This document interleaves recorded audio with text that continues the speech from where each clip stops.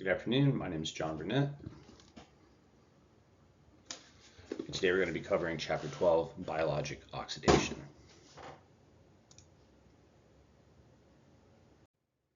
Okay, so going to the biomedical importance, we have oxygenase, and that includes the cytochrome P450 system. And this is composed of enzymes that break down pollutants, drugs, and carcinogens. This is extremely important in living systems to be able to break down these toxins so they don't start to build up over time. And then as we go back to our basic chemistry principles, we of course know that oxidation is the removal of electrons, and reduction is the gain of electrons. There's a simple mnemonic to be able to memorize this, and that is oil rig, and that is of course oxidation is loss of electrons, and then rig, reduction, is gain of electrons. Keynote, anywhere that you're gaining these in the system, they're going to be lost from somewhere else and vice versa. They're just not going to appear out of anywhere. And oxygen is not always going to be necessary. Think dehydrogenation reactions. Okay, so when it comes to redox reactions, we of course know that we have our delta G, and then specifically when it comes to these reactions, we're going to have what's known as the oxidation reduction or the redox potential, which is enumerated as that E0. And in chemical equations, this is going to be expressed at a pH 0 voltage. But obviously in our own systems, being biological systems, it needs to be a little bit more like the temperatures and pHs that we're going to find in our system. So you're going to find that at pH 7 and at 0.42 volts. This chapter is going to cover enzymes of oxidation and reduction, which is broken into 4 categories. And it's going to be oxidase, dehydrogenase, hydroperoxidase, and oxygenase. So this table is taken directly from the textbook, and it shows some of the redox potentials that are of interest in mammalian oxidation systems. And of note here, as you have negative values, that is going to correlate to the affinity of losing electrons, versus positive values are going to be the gain of electrons into that system. And you can see those listed in the chart. All right, so as we go into our first category, we have oxidases. The first one that's mentioned is going to be the cytochrome oxidase, and this is a hemoprotein, and it's important because it is the terminal component of respiratory carriers in the mitochondria. So it's very, very important. You can see that this kind of resembles a myoglobin or hemoglobin because of its prosthetic groups, very similar to the heme that we've talked about previously. Of note, this has some copper in it, which you can see from that second bullet.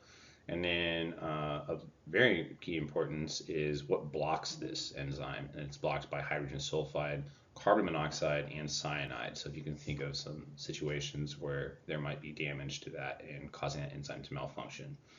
Some other oxidases are flavoproteins. They contain the flavin mononucleotide, and they have prosthetic groups that are formed by riboflavin, which is of course that vitamin that's found within the body. Some other key things here are going to be, I found this particularly interesting. So when you go into a xanthine oxidase, so this is purine based to uric acid, and this is important in urocotelic animals. And I was like, I have no idea what that is, so I had to look it up. And that is animals that are going to excrete very concentrated uric acid. So think reptiles, think birds. That waste in the feces that's brought up is very concentrated, and those are the animals that rely on these systems. So I decided to include this image from the text, and it's just showing a simple oxidation, which is forming hydrogen peroxide.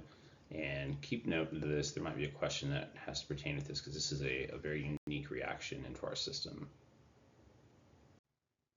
Okay, so now moving on to dehydrogenases, they perform 2 main functions. The first of those is going to be to transfer hydrogen from one substrate to another via coupled oxidation reduction reaction. And the second is the transfer of electrons in the respiratory chain of the electron transport chain from the substrate to oxygen. Okay, so those are the 2 takeaways that we need to remember for dehydrogenases. And there's a couple different coenzymes that go with the different classes of it. So we have the nicotinamide coenzymes. We also have some that are dependent on riboflavin. And then we even have a situation here where cytochromes that we spoke of earlier in the very first slide, they can also be regarded as dehydrogenases, particularly when they contain human proteins and you have those irons. Okay, so we have hydroperoxidase, and they are going to use hydrogen peroxide as their substrate. And this is really interesting because the using the hydrogen peroxide as both an electron donor and as an acceptor, it happens to be one of the fastest enzyme reactions that we know about, and it's very, very key in our systems. So we have two very important enzymes that come up here, and that's going to be peroxidase and catalase. And you can see some of the different places where they're found, especially peroxidases. It's found in milk, in the leukocytes and our platelets, and it also has a protoheme-like prosthetic group. So you'll see that it's pretty common amongst all these enzymes. All right, so moving to oxygenases, they catalyze the direct transfer and incorporation of oxygen, and they do this in two steps. First, the oxygen is going to be bound to the enzyme at the active site, and then second, the bound oxygen is going to be reduced or transferred to the substrate. We have two different categories. We have the dioxygenases, which as the name implies is going to be both atoms in the O2 molecule are going to be incorporated. I have a few examples. And then the monooxygenases has mixed function, but one of them is going to be incorporated and then the other oxygen is going to be reduced to water. And we have our cytochrome P450 that was mentioned in the first slide, and it is a member of a superfamily that has a bunch of different enzymes all over the place in the body. And it's broken into two classes. Class 1, which contains FAD and reductase enzyme. And then we have class 2, which features P450 reductase and P450. Now, a keynote here is there's a series of reactions that encompasses these class 1 and class 2 features. And it's called the hydroxylase cycle. And this is huge in our body for the breakdown of drugs and toxins that build up in the system. And it's actually responsible for up to 75% of the drug modification and breakdown within our bodies. So I found this really interesting and decided to include a picture of superoxide dimutase here. Here's the structure. And so there's a theory that oxygen toxicity is due to superoxides that are created. Basically, that electron transfer to the O2 can create these free radicals that are floating around, causing all sorts of issues. And that's where that theory of oxygen toxicity comes from. So you have this superoxide dimutase, or SOD for short, and it protects aerobic organisms against this superoxide from building up. So as we come to the end of the chapter, I'm going to cover a few questions to test the knowledge. So the first one is going to be: a patient is exposed to smoke in a house fire. What terminal enzyme of the electron transport chain would be blocked by the smoke byproducts?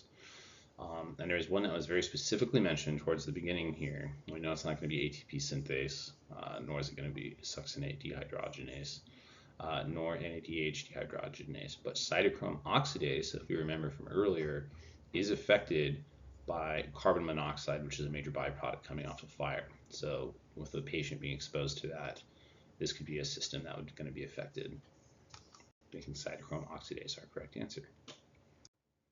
Question 2, coming from one of the last slides of the lecture, from the series of reactions that play major roles in drug metabolism and detoxification in between cytochrome P450, P5, and responsible for 75% of drug modification and breakdown are known as, we know the Krebs cycle doesn't really have anything to do with this directly, glycolysis neither, nor is the electron transport chain, although it may be responsible for some reductions.